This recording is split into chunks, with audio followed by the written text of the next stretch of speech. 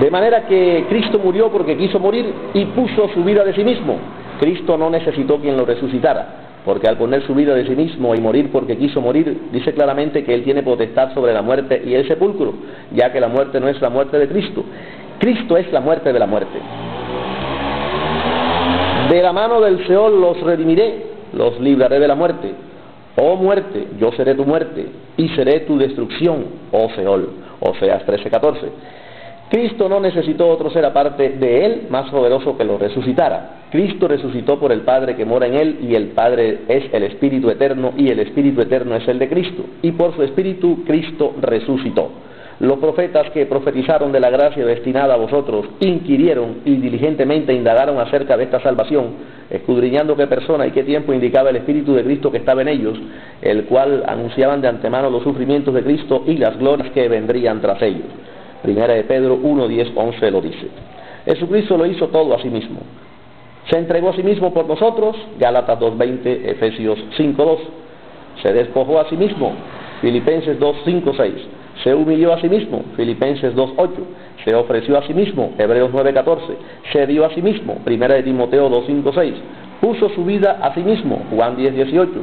Sujetó todas las cosas a sí mismo, Filipenses 3:21. Resucitó a sí mismo, Juan 10:18. Purificó nuestros pecados por medio de sí mismo, Hebreos 1:3. Se presenta a la iglesia a sí mismo, Efesios 5:25-26.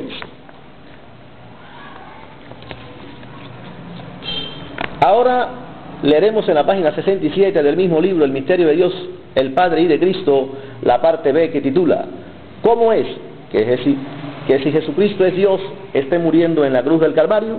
Repito, ¿cómo es que si Jesucristo es Dios, esté muriendo en la cruz del Calvario? Esto no se le haga extraño, que si Jesucristo es Dios, lo es en todo lugar. En la cruz del Calvario fue donde el Padre nos reconcilió, 2 de Corintios 5:19. Por el hecho de que Cristo esté en la cruz del Calvario, no deja de ser Dios. Esto se dice porque hay quien cree que Jesucristo es Dios, pero cuando lo ven en el Calvario, deja de ser Dios. Cuando Cristo murió en el Calvario, no fue que su espíritu murió. Cristo murió según la carne, pero vivificado en espíritu. Primera de Pedro 3:18 nos lo dice. Ahora bien, cuando Cristo en la cruz se expresa diciendo, Padre, en tus manos encomiendo mi espíritu, no se está dirigiendo a otro Dios en las nubes. Cristo se dirige al Padre que está en Él. Juan 14:19, Juan 17:21, 23. Si las Escrituras que nos hablan del Padre, del Hijo y del Espíritu Santo se han de entender como seres individuales, pues esto que lo defina la Santa Biblia. Con respecto a la segunda venida de nuestro Dios por su iglesia, si son 3 personas distintas, tienen que venir 3, y si son 2 señores, tienen que venir 2. Pero si solo es uno, uno solo ha de venir a la tierra por su iglesia, y eso es lo que va a suceder. No es extraño que alguien pudiera inventarse otra doctrina de que son 4 dioses, porque la Biblia, antigua versión, en Colosenses 2:2 dice, de Dios y del Padre y del Hijo, y lo separa con una coma, y esto sin contar con el Espíritu Santo, que vendrían a ser 4. Hay que preguntar también que cuando el hombre peca, ¿contra cuál Jehová o Señor peca? Porque el salmista dice en el Salmo 51:14, contra ti solo he pecado, y he hecho lo malo delante de tus ojos, para que seas reconocido justo en tu palabra y tenido por puro en tu juicio. ¿Qué podrán responder ante esto los que se han hecho de un Padre aparte de Jesucristo y de un Cristo aparte del Padre? Ante este concepto equivocado es que surge la pregunta, ¿contra cuál de los dos peca el hombre? La iglesia, que por revelación divina sabe que solo hay un Dios, se queda con la declaración de la palabra, que cuando el hombre peca, contra un solo Dios peca, porque solo hay un Dios.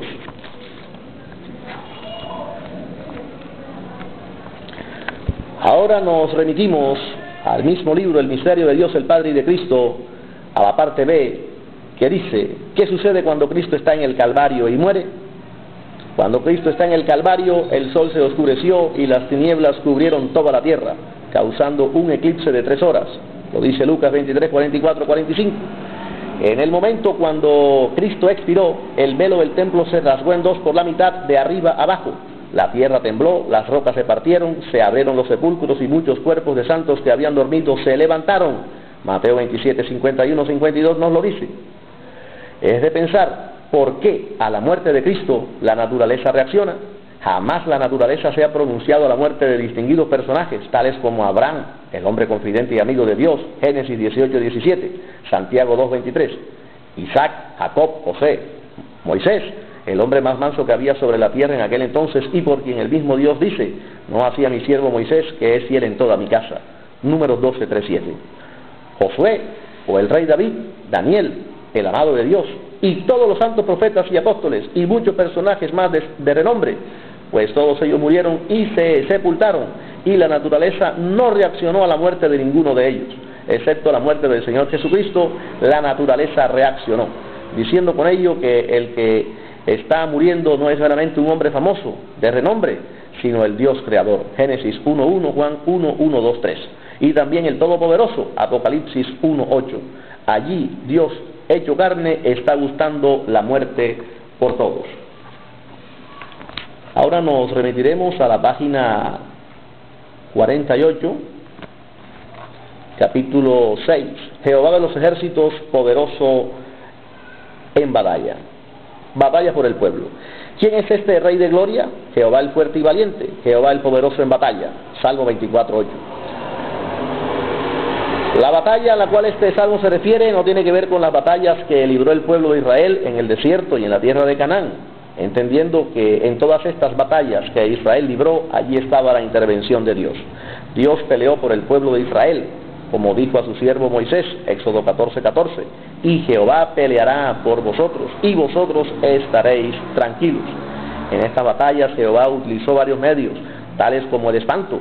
Hoy comenzaré a poner tu temor y tu espanto sobre los pueblos debajo de todo el cielo, los cuales oirán tu fama y temblarán y se angustiarán delante de ti.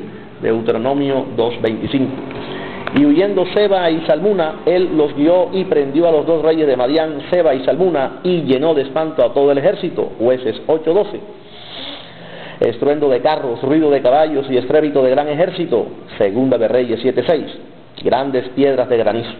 Y mientras iban huyendo de los israelitas a la bajada de Bet-Horón, Jehová arrojó desde el cielo grandes piedras sobre ellos hasta seca, y murieron. Y fueron más los que murieron por las piedras del granizo que los hijos de Israel mataron a espada. Josué 10:11. En otra ocasión, Jehová envió su ángel y mató a 185,000 asirios. Segunda de Reyes 19:35. Estas batallas Jehová las peleó por su pueblo Israel a través de los diferentes medios que menciono, los cuales citaré en su orden. Primero, espanto. Segundo, estruendo de carros. Tercero, ruido de caballos. Cuarto, estrépito de gran ejército. 5, grandes piedras de granizo. 6, como también ángeles. Estas batallas son del pueblo de Israel y no la de Jehová, y por eso Dios no intervino directamente, sino indirectamente, o sea, a través de medios. B, su propia batalla. Quiero dejar claro que es diferente pelear las batallas de otro a pelear la propia. En la propia batalla de Jehová, Dios no usó medios ni se la delegó a los ángeles. Esa batalla la peleó Dios mismo, pues no se trataba de pelear con las naciones enemigas de Israel, sino con su propio enemigo, las fuerzas del mal, Satanás, la serpiente antigua, el ángel aquel que se llamó Lucero, hijo de la mañana, convertido en diablo, destructor, ladrón y asesino de la obra de Dios. Ante esa situación desastrosa, Dios en su misericordia para con sus criaturas y venganza para con el diablo, se despojó de su gloria para manifestarse en carne, haciéndose siervo y así vestirse de justicia como de una coraza, con yelmo de salvación en su cabeza, tomó ropas de venganza por vestidura y se cubrió de celo como de manto. Nos lo dice Isaías 59:17. Es decir, Jehová se vistió con ropas de militar para afrentar al diablo, al asolador, el que puso al mundo como un desierto, que asoló sus ciudades, que a sus presos nunca abrió la cárcel. Isaías 14:17. A este tirano Jehová le quitó el botín y rescató al cautivo. ¿Será quitado el botín al valiente? ¿Será rescatado el cautivo de un tirano? Pero así dice Jehová: ciertamente el cautivo será rescatado del valiente y el botín será arrebatado al tirano, y tu pleito yo lo defenderé y yo salvaré a tus hijos. Isaías 49:24-25.